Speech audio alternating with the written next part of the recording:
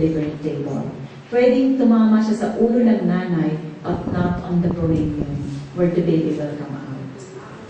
Yung pong ibig natin sabihin. Kasi no amount of drop light, lalagyan mo ng bumbilya, pahahanginan mo naman, it will not work. Okay? So let us prepare, including the room temperature and the setup. Next, please. Good preparation will result to good delivery and good outcome. Now, other things that we have to prepare, of course, is our emergency equipment. This I will show you. What are the things that we have to prepare? We included this as a detail because we used a different step before. When we deliver before, we only use one set of gloves. This time, it has to be 2 sets of gloves for one health worker catching the baby. Kung kayo dalawa, 3 na pong set ang gagamitin natin. Why? The 2 sets of gloves will have to be worn by the person who is attending to the perineum who will catch the baby. Because that will be the person who will later be in charge of attending to the cord and drying, while drying the baby. And it has to be done under sterile technique. So, kailangan double gloves. So, dalawa na po ihahanda.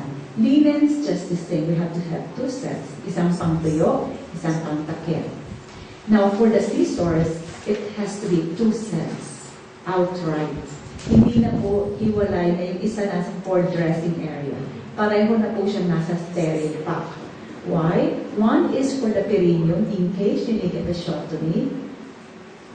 The other one is for the umbilical cord because it has to be done and cut under sterile technique. Hindi na po gugupitin ng kahit anong gunting that later tatabasin ulit. No? Single handling of the cord. Later I will elaborate on how it has to be done.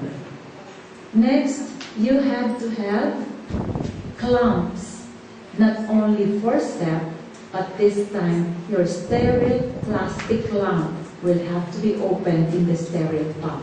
Di ba hindi po yung kasama sa pack? Ikinakabit yun later. This time, it has to be outright in the pack. Doon nyo na po siya bubuksan. Alisin po sa plastic wrap, drop it inside your sterile pack.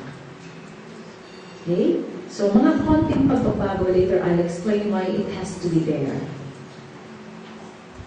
The rest will remain the same. Okay? Then, please set aside whatever equipment that you will use for emergency airway, like your amber bag, your face mask. Maybe not all of you will have it, but at least have a sterile suction. In case it has to be needed, let us not use anymore the rubber bulb aspirator. No? Yung maroon or brown. Because this is recycled, or if and not recycled, it's rubberized, it's hard to sterilize. Hindi mo na-sterilize yung loob. So the tendency, whatever bacteria was left behind by the previous baby who used it, it remains there until the last baby to use it before it gets disposed. So we have this time what we call biofilm layer. Yung pong bacteria, nagpapatong-patong ngayon hanggang magkadikit-dikit siya at manatili na po siya doon sa rubber. No amount of sterilization can remove it. So we infect our patients who are supposed to be not infected. Okay? Next, please. So this is an example of a resuscitation bag. What do you notice po? It's broken and dirty. So if and when we have equipments that we have to use during emergencies, let us check it every day. Before our shift, before our tour of duty, it should be part of our routine. Mahirap po magkabiglaan na pagbukas natin ng sterile pack, di ba nakarap po yan ng paper because of autoclaving, or at least na soap, and then nirarap natin ng linen. Kasi beyond a week, it is no longer sterile. Diba? Yung OR pack nga beyond 24 hours hindi na sterile. This is not invasive instrument. So, a week of sterilization, a week of non-use will make it unsterile just the same. long-standing storage, and sterile na rin po. Ano yung pinaka nakakatakot na mikrobyo po dyan? Fungus, amag. Kasi hindi po natin mahahalata. And the onset of the patient will also be delayed. Hindi po obvious na may sakit sa baby. And then later, pag nagkasakit siya, hindi mo ma-detect kasi hindi po siya nag-grow under ordinary culture media, special media. So, dun sa first line ng blood culture, negative, pero patay ang bata. Subukan yung gamitan niya ng special media. Lalabas ang tunay na mikrobyo. Kaya lang, makahuli na. By the time it gets identified, dead na ang baby. Kasi it takes some time before you isolate the organism. So, huwag na lang natin dagdagan ng mikrobyo. Okay? Next. So, always remember, standard precaution. And that includes protection not only for the babies, but for ourselves. So this protocol always will emphasize that because there are many organisms that get transmitted not only from the mother to the baby, but from the baby to the health workers. And if we get infected, we will infect the rest of our patients whom we will treat eventually. So let us protect ourselves. Nobody wants to get sick, di ba?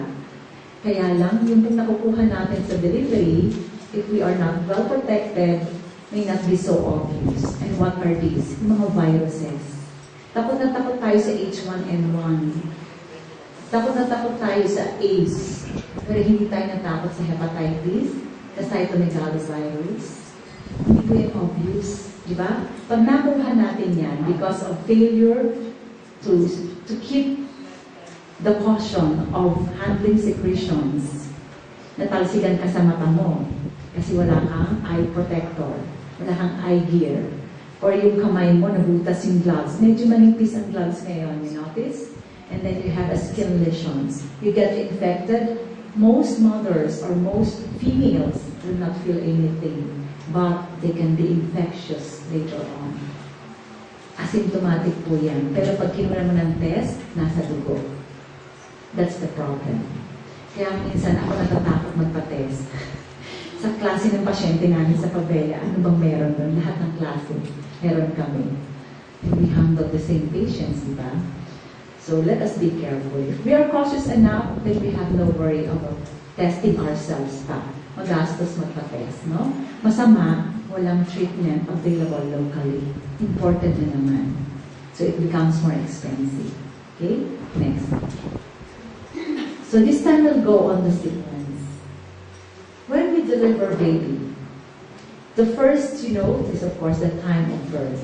This time you have to focus on the exact time of birth, including the seconds. Bakit po? Once we deliver the baby from the perineum, in the old practice, when the baby comes out, naka-ready na yung suction, pinuputol na yung cord, and then saan inilalagay si baby? Sa crib. Okay? That was the old practice. This time, you notice in the video, once the baby is delivered from the perineum, that baby will have to be placed on the mother's abdomen. So, pag puwerta, lagay sa tiyan. How do we place the baby? Prone, head to the side. Bakit po prone, head to the side? Hindi na po siya isa-suction. Okay? Head to the side to let the secretions drain. To discourage us from suctioning. Kasi yung suctioning nga po not only traumatize the throat, but also transfers organism. Have you tried putting your fingertip at the back of your mouth? Pag gusto natin magpasuka, we are inducing vomiting. Di ba we poke our index finger to touch the back of our throat? What do you feel? Nasusuka ka, naggagat ka. You notice when you suction the baby, they do this in sila. That's the very thing that we want to avoid. Doing that, we are stimulating the gag reflex. Good enough if it is just the gag reflex that we are stimulating. Yung gumagano, dumuduan. But what if we hit seriously the vagal centers? It will stimulate the drop of the heart rate of our patients. Pag ganun niya, sabay bagsak, bagsak din po ang tibok ng puso. I experienced that myself. When I was on training, I was so eager to insert the suction tip. medyo napadul-dul siguro. Pagtingin ko yung baby initial